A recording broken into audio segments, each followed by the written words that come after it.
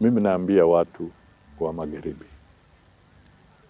kwamba chama ambacho kitakuwa na umaarufu zaidi tukienda mbele ni chama cha UDA. Na tunakaribia uchaguzi wa 2027. Wakati huu kuna kura za mashinani zinaendelea kwa chama cha UDA. Mimi nataka niwasihi watu wajisajili na UDA.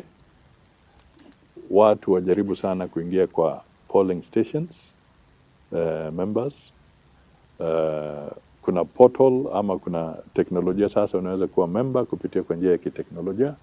Naambia wenzangu katika eneo hii na kwa Kenya nzima, mtumie nafasi hii kuwa mwanachama wa UDA.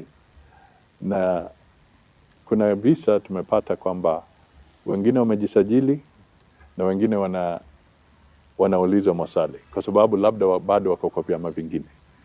Wale ambao wako kwa vyama vingine, kama unataka kuingia kwa UDA, wakati huu mimi najua kwamba hata ofisi ya ORPP baada ya jina lako kupelekwa kule, wametuma ujumbe kwa simu zenu kusema confirm kama unataka uingie kuwa mwanachama wa UDA, kwa sababu sheria ya data protection hawezi lazimisha.